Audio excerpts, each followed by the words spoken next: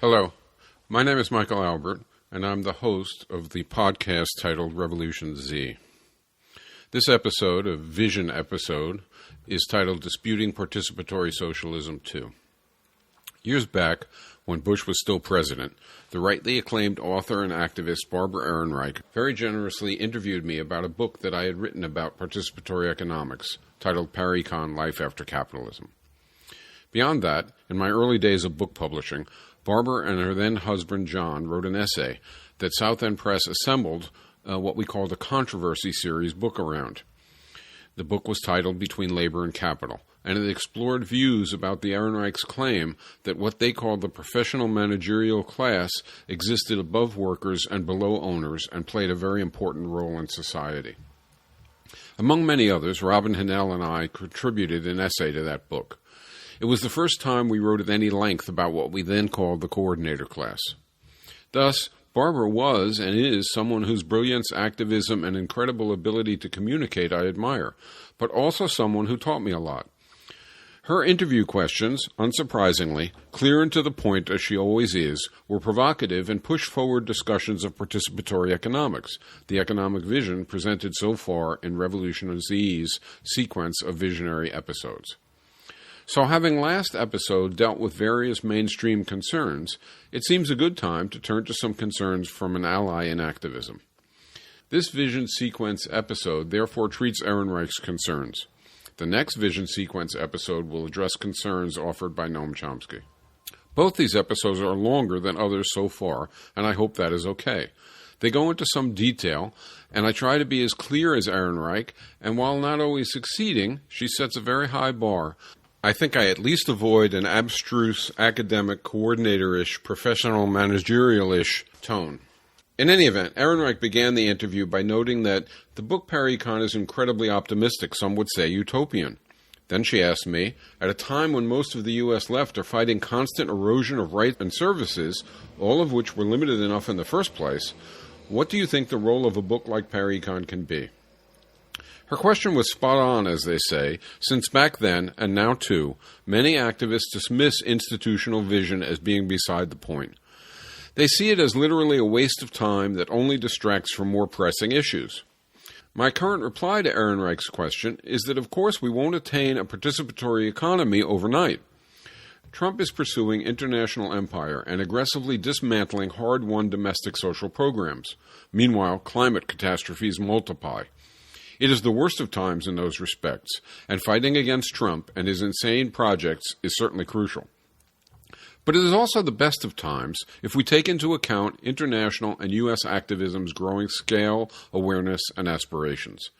So I think participatory economics can help the positive trend, even in the very short run, much less later, by compellingly addressing the question, what do we want?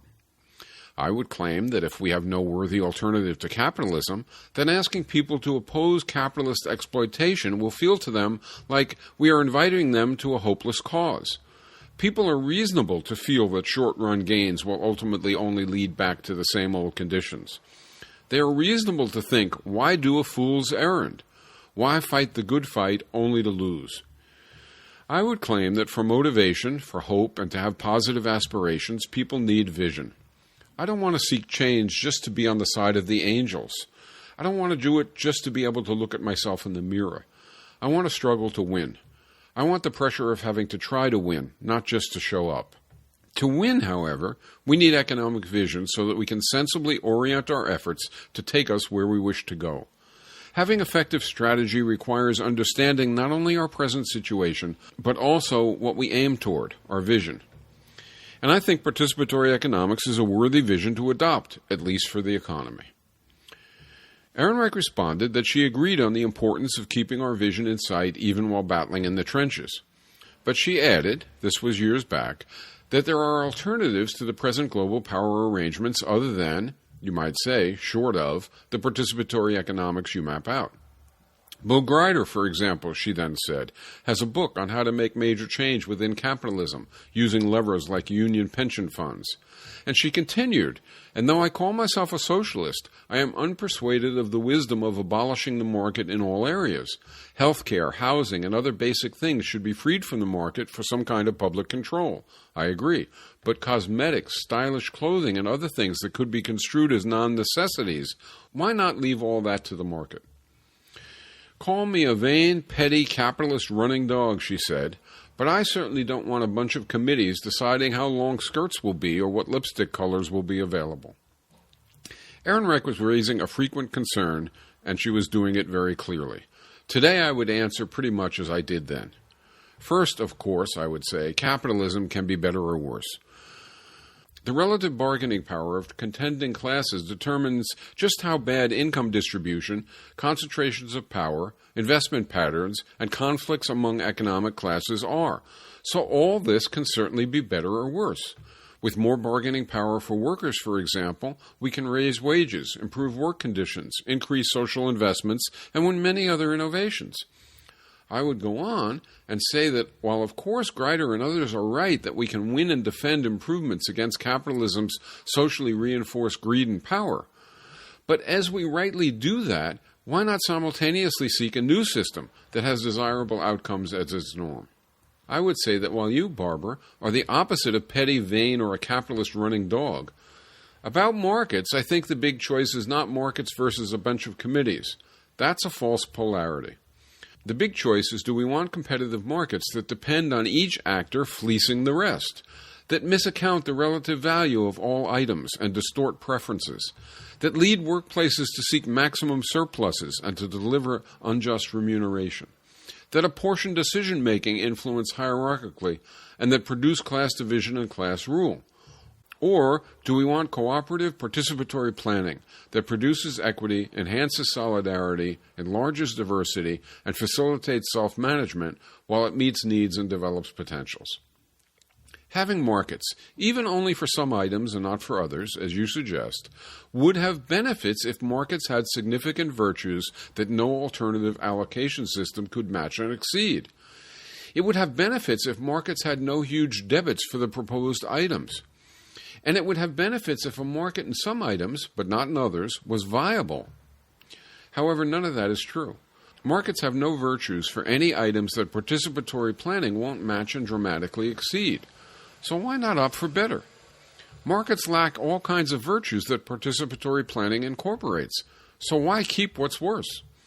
Markets have numerous disastrous faults that apply not only to markets in labor or to markets in huge investment projects, but to markets in any item at all, including dresses, and all those faults are absent in participatory planning.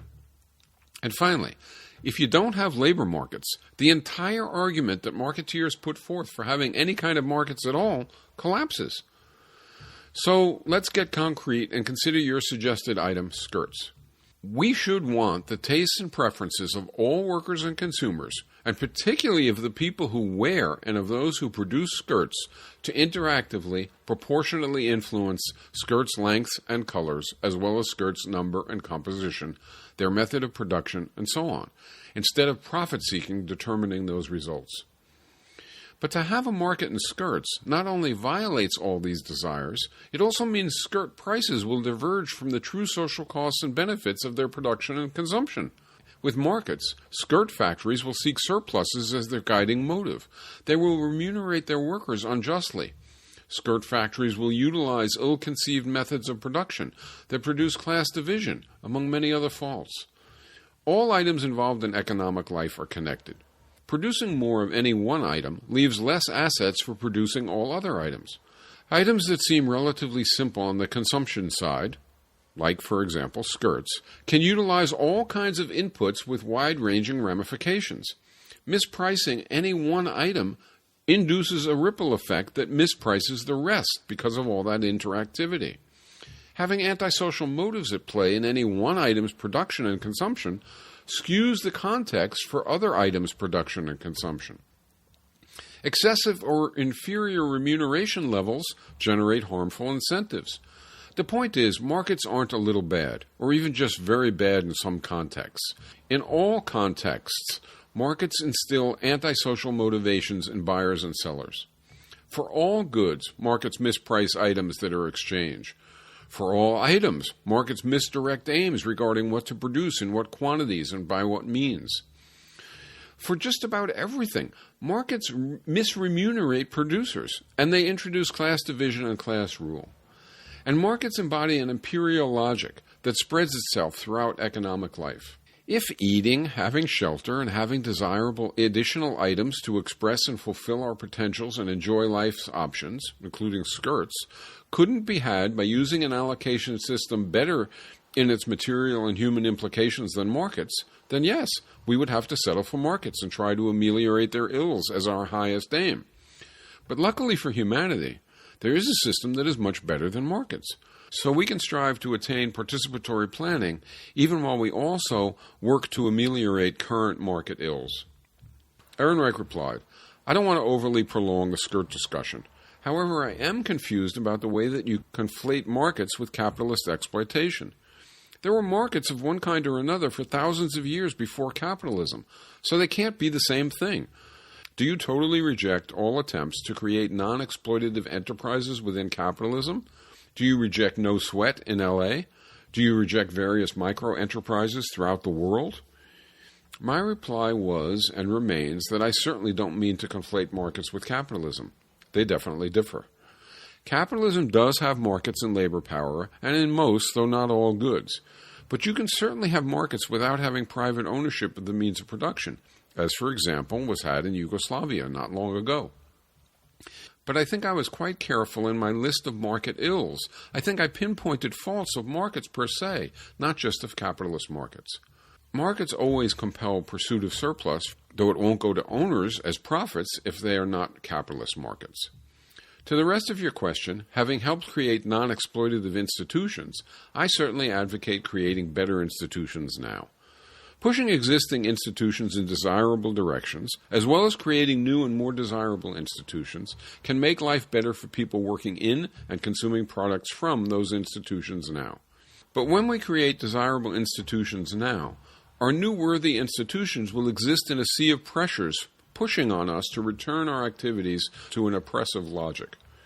There is pressure on our new institutions, if they are in a market environment, to advertise, to cut and slough off costs, to lengthen the workday regardless of people's desires for leisure, and to have managers impose the cost-cutting and dodge oversight policies. Before proceeding to other matters, my big reason for wanting some things to remain marketized is that it would reduce the burden of planning. As you know, some have complained that Paricon condemns us to endless meetings, so why not leave non-essentials to the market? Erin Wright again raised a widespread concern to be taken very seriously. My reply was and remains that opting for some markets in order to reduce the burden on participatory planning doesn't, in fact, reduce that burden.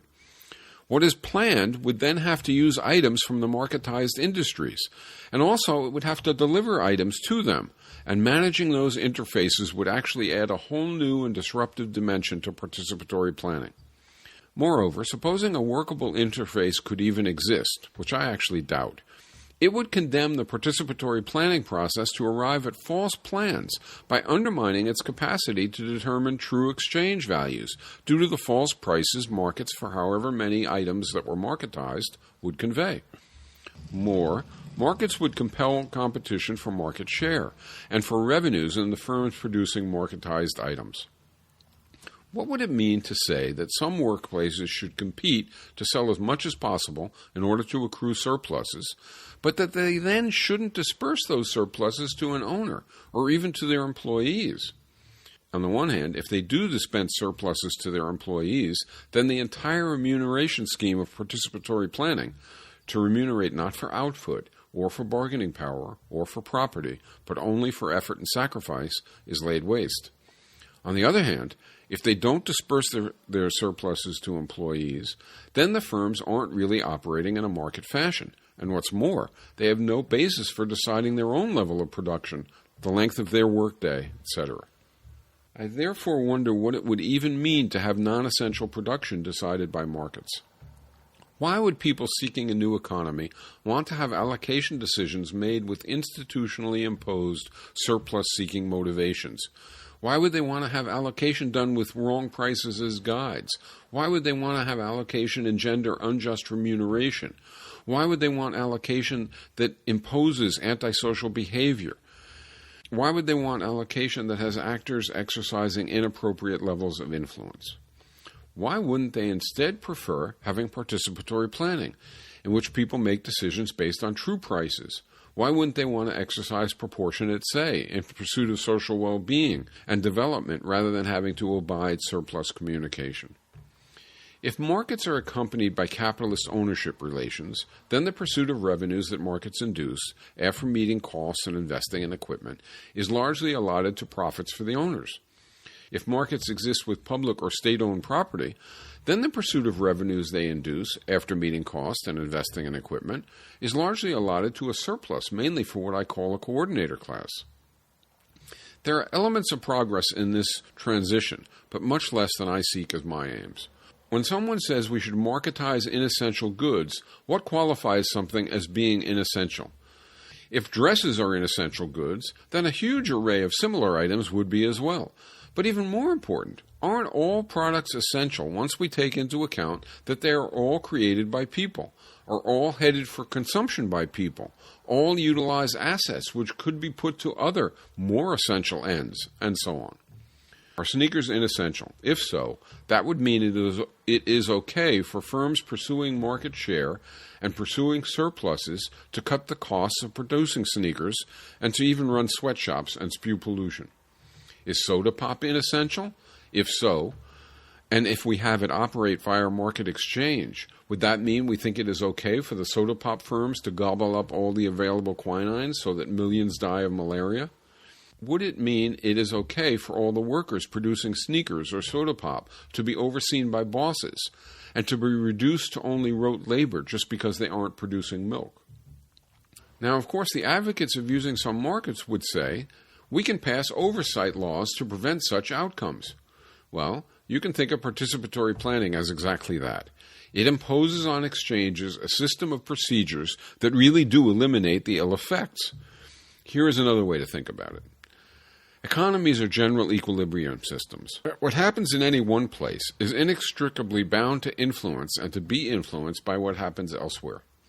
If someone proposes that housing is essential and that clothes aren't, how would planned housing decisions get made unless clothes decisions were being taken interactively at the same time? And how would the housing decisions be good decisions unless the valuations of clothes were correct? If clothes decisions are taken by market dynamics, then the planning of housing is undermined by the inaccuracy of clothing choices. Too much or too little productive time, energy, and resources may be going to clothes instead of to housing. Markets lead to corporate divisions of labor and to remuneration that diverges from measures of effort and sacrifice, even without private ownership of productive assets. Likewise, markets misprice goods and services due to failing to account for external and public effects, again, even without private ownership. The fact that dresses are, quote, inessential doesn't tell us that their production involves no external environmental effects. What if producing dresses uses important resources or generates damaging pollution? And without doubt, producing dresses certainly impacts workers. Why would anyone agree to work in a market-mediated industry instead of one operating in tune with participatory planning? Markets induce individualist behavior of the narrowest sort, again, even without private ownership. Markets give an incentive to dump pollution on the public. They give an incentive to ignore the effects of one's actions on those who aren't actually buying and selling, even without private ownership. Why would we want people who produce dresses to be motivated by greed, not the fulfillment of themselves and of consumers? Why would we want to accept market ills for any item in the economy? If a particular industry operates on a market, say the dress industry, it means that that industry seeks to sell as many of its products as possible at as high a price as it can extract, regardless of the implications of those sales on buyers or more broadly. Dress producers will in that case want to buy cheap and sell dear. They will prefer production techniques that cost them less, even if they pollute more. The dress industry will generate incorrect valuations of dresses, of the product. It will cut costs of production, regardless of whether doing so hurts workers more than it benefits consumers. The dress industry will do all these things and much more to get market share and to stay in operation. When someone says, leave non-essentials to a market, I think perhaps they have in mind central planning and markets, and they are thinking, why not augment one with some of the other, since neither has stupendous virtues compared to the other? That would be sensible if we are limited to only having markets or central planning for allocation. But my claim for participatory planning, which I can't make in full in an interview without abusing length even more than I already am, is that participatory planning has stupendous virtues compared to either markets or central planning or any combination of the two. Participatory planning produces solidarity. By creating conditions in which to get ahead, actors must take into account the well-being of those who produce what they consume or consume what they produce. Participatory planning facilitates actors having appropriate decision-making power by its modes of decision-making and proper pricing. Participatory planning is consistent with and facilitates remunerating effort and sacrifice. It respects and expands diversity. It establishes a dynamic consistent with classlessness by not requiring a layer of coordinators controlling outcomes. Erin Wright wasn't convinced. She next replied, in light of the fact that while I was going on and on, I had missed that she did offer a reason why one might accept the ills of markets in some cases, which was to save time. So to make me address that point, she next asks, have you ever tried to calculate the human labor costs of all the planning involved in participatory planning? Or maybe I should say, time, not dollar costs. I answered that yes. In various books, the issue of time allotment was certainly addressed. And those discussions not only look at the time it takes to plan, which is only one side of the coin, but also at the time gained to eliminating diverse kinds of no longer needed activity when we change to a participatory economy. Some people, especially when hearing a brief summary of participatory planning, worry that self-consciously deciding on what to produce and consume by a negotiated cooperative process will take too long. I have two answers. First, no, it won't. The planning process in a participatory economy is confined to likely a couple of weeks and only takes part-time attention even over that span. But second, even prior to that answer, we have to decide what would count as being too long. That is, when someone asks me about the cost of planning and time expended, I want to try to communicate that this is at worst a trade-off. Let's say the total time that you as a consumer have to spend thinking about and implementing your consumption choices would go up in a participatory economy by a factor of 2, or even 3 or 4, depending on how much time you spend now. I think that's extremely exaggerated, unless you spend very little time now, but nonetheless, let's assume it. Okay, then I have to agree that would be a serious cost, to be sure. But would it be a deal breaker? To know that, you have to look at both sides of the equation. You would have to count up the new time costs, which I actually deny, but you would also have to count up countervailing gains, such as having no ruling class, having equitable work conditions and income distribution, having accurate pricing, having no drive toward individualism, no poverty, no products designed to wear out, and so on. Okay, let's say someone really values time a lot. For this person, perhaps spending some extra time on consumption outweighs the benefits of attaining classlessness and all the rest. Even in that case, he or she would still need to consider the countervailing implications of having participatory planning for time savings and not just its implications for new time expenditures. For example, participatory economics affects the length of the workday. Where markets increase workday length by their competitive logic, regardless of the desires of actors to have more leisure, participatory planning leaves the choice entirely in the hands of actors in light of their preferences. Likewise, there are time savings due to the absence of class struggle, the elimination of the IRS, the end of redundant and wasteful production, and the end of having to clean up the messes produced by market competition in the ecology. And even regarding consumption itself, there are very substantial time savings due to actors having accurate information, and, in particular, due to sensible collective consumption, obviating the need for quite a lot of individual consumption as we now know it, as well as by producing for durability rather than market-induced built-in obsolescence. So, okay, in light of all this, would planning in a participatory economy take inordinately longer than consuming does now, plus the time for other activities that a participatory economy replaces? In a participatory economy, you have to spend some time over the course of a week or two entering your budget and interacting with the overall process. I suspect that won't take longer than people now spend doing tax returns, say, and worrying about how to pay bills, or recuperating from purchases made due to false advertising, or having to do personal consumption that would be rendered irrational in a participatory economy, or producing or cleaning up wasteful and useful outputs, and so on. After the plan exists, time spent making adaptations as the year proceeds really isn't significantly different than time spent nowadays on consumption or production decisions, though it is carried out very differently, with different implications. My reaction to averting time costs by utilizing markets is therefore twofold. First, markets are incredibly harmful. Even if they are utilized for one product, which isn't what would occur, the price of that product will be wrong, and the wrong price will enter in every other industry incorrectly. The workers in the market-driven industry will be motivated to seek surplus and will be unfairly remunerated as compared to all other workers who are motivated by fulfilling needs and remunerated for effort and sacrifice. The marketized workplace structure will push toward class division. More, it makes no sense to have an infrastructure for market exchange and have only a few goods marketed. In fact, it only has sense to both consume via the participatory plan and also via markets if there are lots of things to buy on the market. But then all the associated ills of markets would be spreading, and we may as well have markets for everything and say goodbye to classlessness. And second, as indicated earlier, the purported time gain of employing some markets is false in any event. Erin Wright next replied, "That response raises all kinds of questions and sets off some alarm bells in my mind." She said, to start with one of them, which may seem trivial, but is actually very central to our differing visions of a utopian arrangement, when you say, let's say someone really values time a lot, I cringe. Is there anyone who doesn't? What's important to me is my work and time with friends and family. In my vision of the good society, there is more time for these things, not less. So I want as little time devoted to planning as possible. Maybe I'm just a deadbeat, but I do think this issue needs to be taken seriously unless Paricon is to be run, by default, entirely by weirdly obsessed nerds. My answer to this question is that time concerns certainly need to be taken seriously, but that is what I was doing. Participatory economics adds new time expenditures for some aspects, but reduces time spent for many others, much more overall.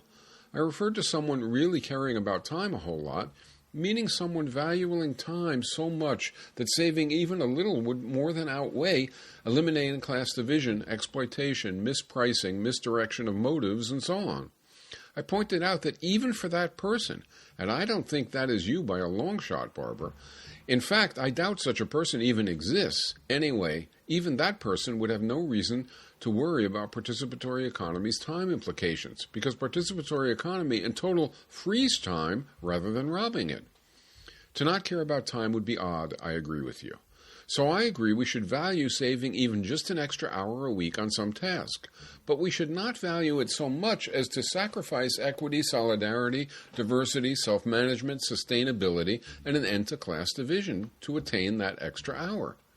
Suppose having a dictator would save time. Suppose allotting supreme power to an owner of some firm and derivative power to some managerial henchman keeping others completely subordinate would save time. Suppose utilizing markets would save time. Time concerns shouldn't trump all other concerns. That said, I don't think the above suppositions are true, and while in a participatory economy to participate in decision-making, rather than to obey decisions taken by others, takes some time, I think other time reductions will more than offset that. I continued, in the mid-1950s, which was generally considered the golden age of capitalism, as our mutual friend Juliet Schor points out, the per capita output in the United States was nearly exactly one-half what it rose to about 40 years later. That means by the mid-1990s, we could have worked 1 week on and 1 week off, or a month on and a month off, or a 20-hour work week, and produced the same total output per person as we had available in that earlier golden age. Market competition ensured, instead, that the total time allotted to work went up instead of down. Participatory planning would have let us choose. And that immense gain isn't the whole story. Participatory economics would also save time no longer allotted to producing excess advertising and packaging, to producing shoddy individual goods replaced by collective durable ones, and of course, time no longer allotted to military production. Ehrenreich wasn't convinced. She replied, On a panel you organized at the 2003 World Social Forum, a former mayor of Porto Alegre described a real-life experiment in something like Paricon, the city's participatory budget introduced by the Workers' Party. For a year, hundreds of ordinary citizens, Erin Wright said, representing different neighborhoods and themes, health, welfare, housing, transportation, etc., but not lipstick colors or skirt lengths, met repeatedly to devise the next year's budget. Then the Brazilian radical economist Paul Singer observed that if it took hundreds of people a year to plan 50% of the budget for one medium-sized city, the process of planning for a nation would be cumbersome beyond imagining. Doesn't that give you pause? Erin Wright asked. I answered that the Participatory Budget project in Brazil is a fascinating and important experiment, but it certainly did not give me pause. It came about because when the Brazilian Workers' Party began to win city and even state government elections, the legislature and judiciary it confronted was hostile. The Workers' Party had unchallenged control of only the government budgets in such cities as Porto Alegre and the state called Rio Grande do Sul. When the governor planned to raise minimum wages, the legislature quickly organized to pass a law that any raise given at the lower levels of income had to be matched by a proportionately identical raise at every other level of income, thus obviating the gain. Given this type of obstruction, the Workers' Party decided that a campaign they could embark on without sabotage from other branches of government was to incorporate public involvement in deciding what the Worker' Party-led governments would spend taxes on. So the Participatory Budget program was initiated. It was a kind of consultation between government ministries and sectors of the populace brought together for the purpose. They discussed about 10 to 15% of the government budget. It is certainly a Pariconish direction to move in, though it didn't reject markets or private ownership or propose any alteration to workplaces. Indeed, it was really a political innovation. The participatory budget diverged from participatory economy not only in scale, not only in having no aspect on the producer side, so not only isn't it about numbers of dresses or lipsticks to be produced, it isn't about deciding any production outputs at all, and not only in being a government project, but also in its entire infrastructure and methodology. That the participatory budget was slow, though I think it actually ran on the schedule set for it, and though much of its slowness may be attributable to the government side of the equation rather than running long because it must take that long or because the public was the problem, tells us no more about how participatory planning would operate than the fact that a half a bridge won't get us rapidly across a river tells us about the worth of a whole bridge to get us across the river. Or than the travails of central planning tell us about participatory planning's prospects for that matter. Skirts, and now you mention lipstick too, keep resurfacing.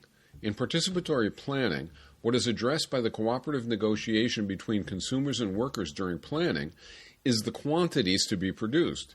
Inside firms, rather than a boss deciding the composition, colors, etc., this is handled however workers' councils choose, though without class division. Consumers don't enter consumption proposals enumerating the lipstick shades they want, colors, sizes, etc., but just how many lipsticks they want broadly over the course of a year.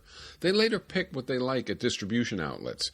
Teasing details from the amounts they desire is handled statistically.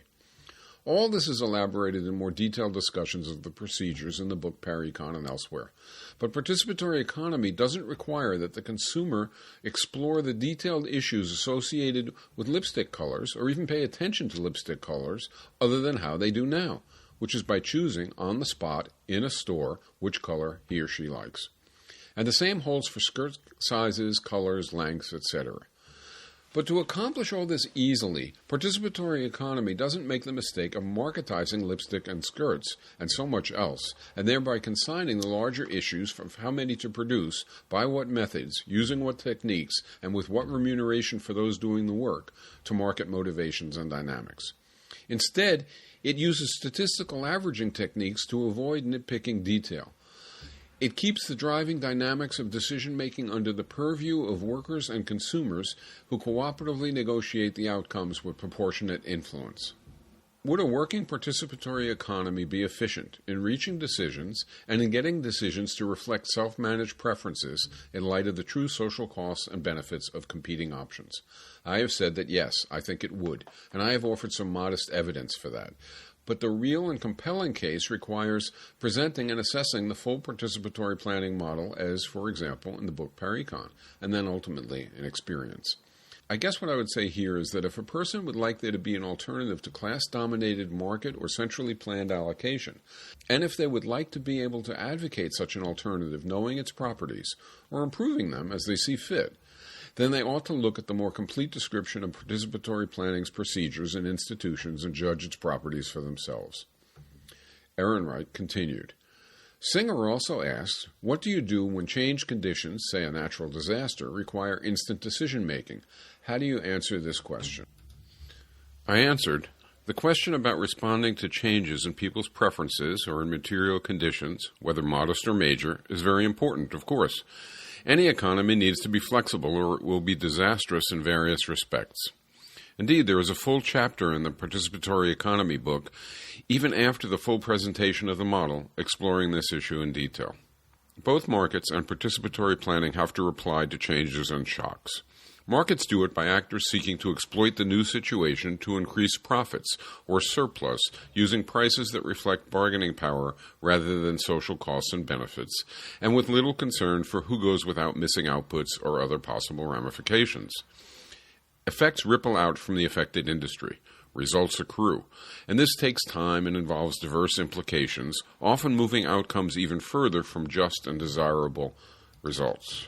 In participatory planning, in contrast, effects are also systemic and also ripple outward from centers of change. Sometimes they are modest and have damped ripple effects, as when slack planning covers the changes, or when industries in question can increase output with overtime. Sometimes, as with a big disaster or a major breakthrough in productivity, real juggling and resetting of options must occur, or, if it is more efficient, changes must wait a new planning period. There are many ways this can happen. It can be that valuations of items change and that some people go without affected items when prices climb, shifting their expenditures elsewhere, while others get what they sought, though at an increased cost. It can be that, instead, valuations are held steady, but some people go without due to shortfalls, either randomly or perhaps in accord with assessments of need, as production comes back into accord with desires. In other words, if there's a crisis of some sort, a disruption of some sort, if prices go up, some people won't want to buy the item anymore and will switch elsewhere. Other people will, in fact, buy it. Alternatively, if prices are held constant, then because of the crisis, there may not be enough items to fulfill everybody's desires. Thus, some will go without. The details of alternatives and why one or another would be preferred in different situations would take too long to elaborate here. The point is, the norms guiding the situation in a participatory economy are worker and consumer preferences. The process is self-managed, and the results occur with only modest dislocation, even in difficult cases. I guess the answer then is yes, responding to shocks is very important. If it turns out participatory planning is inadequate in that regard, it would certainly need refinement. But it wouldn't be an argument to employ markets or central planning, which react to shocks like they react to everything else, in the interest of dominant classes and therefore with horrible repercussions. As to whether participatory planning has failings in this regard, I think when readers examine the whole participatory system, they will see that it very closely addresses these issues and can handle them adroitly as well as in accord with guiding values. If not, however, changes would need to be made. Ehrenreich next opened up a new topic. You say your notion of participatory economics was influenced by your experiences with real alternative organizations like South End Press. Can you tell us something about these experiences and how they shaped your thinking? I replied, participatory economics emerged conceptually from examining the experiences of many post-capitalist economies and efforts, and central to that were also some of our own experiences. When we formed South End Press, we wanted it to implement our values, not only in the books we chose to publish, but also in how we structured our workplace. We knew we wanted real democracy. However, when we sat around to talk about how to achieve that, serious issues arose. First, what did it even mean? Was everything to be decided by a vote of everyone, with 50% plus one always winning? And second, however decisions were to be arrived at, we realized our procedures wouldn't matter all that much if we came to the meetings where we would discuss decisions with very unequal preparedness, motivation, and insights to offer. So regarding the first point, we realized that we wanted to discuss and make decisions in a way that gave appropriate say to each person involved. But we also realized that how much say that was would vary from case to case, since impact and importance would vary from case to case. We were allergic, like you, to spending long amounts of time on low-importance choices, and no one wanted others telling them what to do when it was largely a personal matter. As we worked out rules, hiring and firing became a consensus decision because of the powerful effect a new employee in a small group might have on each person who might not like that new employee. Many broad issues were 50% plus one, though of course we would seek overall agreement first. Salaries, hours, definitions of jobs, and so on. Accepting a book was 2/3 needed in favor, with recourse for opponents to delayed decisions. The idea was that publishing a book you didn't like was worse than not publishing one that you did like. Choices about how specific members or teams would organize their own time were made by the folks involved, not by everyone. In short, we worked out in practice the processes and norms of self-management, including learning the efficacy of using different modes of decision-making for different issues, and of allotting different numbers of people to making different choices, depending on who the choices affected and to what extent. The norms regarding participatory economics decision-making emerged naturally from experiencing all that. Similarly, while the Council commitment of participatory economics has a long pedigree on the left, it too was reinforced by the South End Press experience. The payment approach in South End Press wasn't so directly related to participatory economy's exact commitments, but indirectly it was.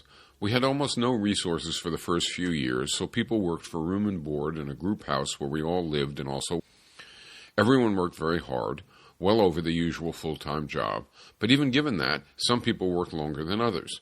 There was no difference in pay, however. We all got room and board, period. When there was sufficient income to have salaries, we put upper limits on them, in accord with our respecting social averages. It was still true, however, that we all got the same pay. Everyone put out intensely, and everyone worked a long week. And for those who worked extra, there simply was no more pay to be had, so the extra was just considered volunteering. But for me, my being part of South End Press and trying to learn from what we were doing while also thinking through other experiences, what I and Robin Hennell, my partner in developing the participatory vision, first teased out was the remuneration for effort and sacrifice idea. The main impact on participatory economics of the South End Press experience, though, was about the division of labor. We realized that if some people were editors or handled the finances, and other people just typeset the books or cleaned the office, then no matter what initial pay structure we set up, and no matter what initial voting and discussion procedures we chose, in time the former folks would dominate all outcomes, and the latter folks would become typical employees. The former would raise their own incomes and lower that of their subordinates. The hierarchies of power, income, and circumstance that we dreaded would worm their way back into our project. So we incorporated what we later refined and called balanced job complexes to ensure that our work impacted us all in ways that facilitated all of us being able to participate and have a motivated and informed say in the decisions affecting us. It wasn't easy to do because it was a small operation with not all that many tasks, so that apportioning tasks in a balanced way was difficult. Ignoring details, everyone did editorial. Everyone did some typesetting, which was backbreaking and hugely time-consuming. And then some people did some functions like promotion. Others did other functions like organizing production and fulfilling purchase orders, but with everyone doing a balanced mix in their overall job. This set of choices that we made about how to organize South End Press was, I think, a huge impetus to the participatory economics idea of balanced job complexes, though it became refined when thinking about applicability to a whole economy rather than just a single small workplace. Erin Wright next asked, "Why don't you call yourself a socialist? It seems to me participatory economics is well within the socialist tradition. Are you uncomfortable with being associated with that tradition?" I answered, back then, "Is the socialist tradition about fighting against domination and hierarchy in pursuit of classlessness and self-management? Or is the socialist tradition about crushing grassroots direct involvement in economic and social life and imposing domination from above?" The fact that you and I prefer the former tradition doesn't negate that the latter tradition has been a ubiquitous outcome for projects called socialist. And I think we can't ignore that.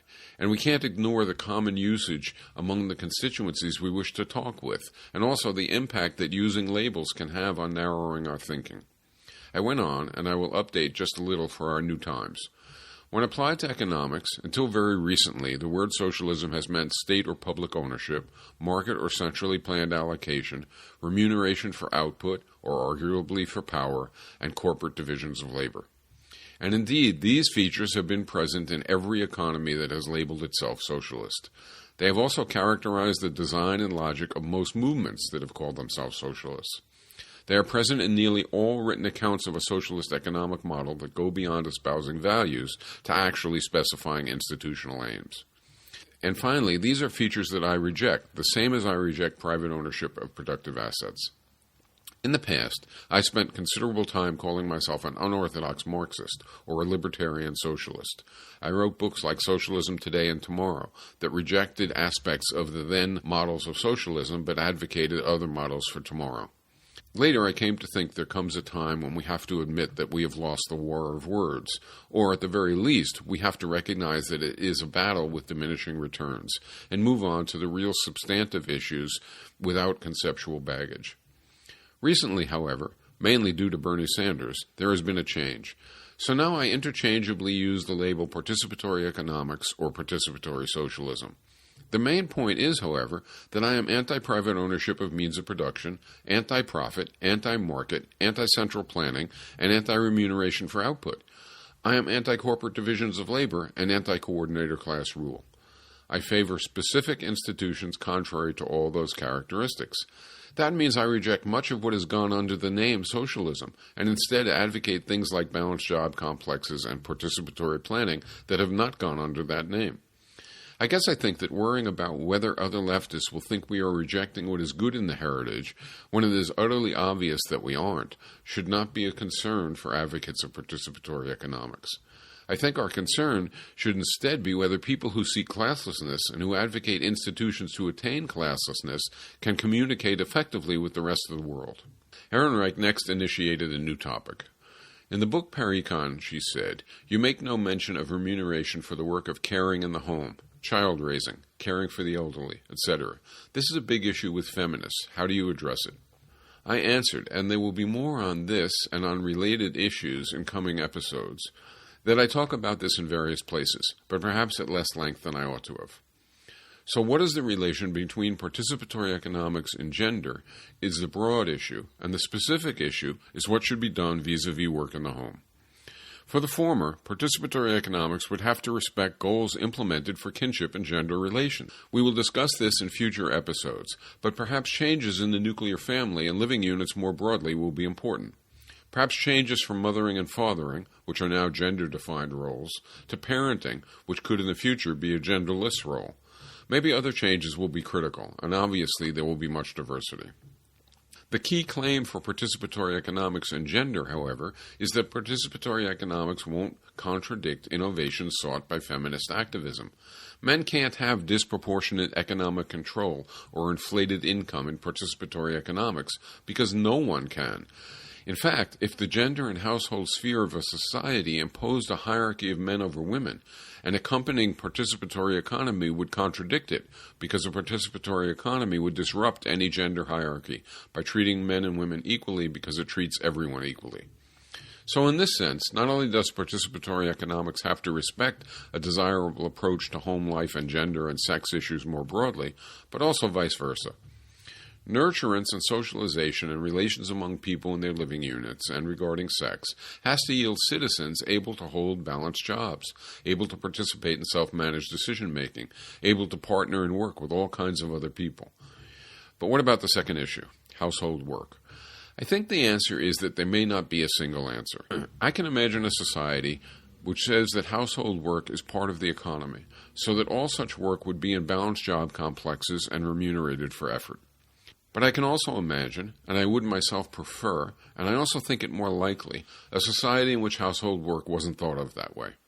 For example, I don't think nurturing and bringing up a child is the same type of activity as building a bicycle or a computer, or even teaching school or staffing a daycare center. Both child rearing and workplace production take time and energy. They both have important outcomes.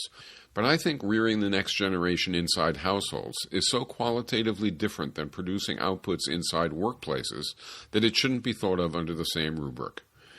That doesn't mean it should be apportioned unjustly, of course. It just means that the norms that would govern housework would be mainly part of what we might call the kinship sphere, not the economy.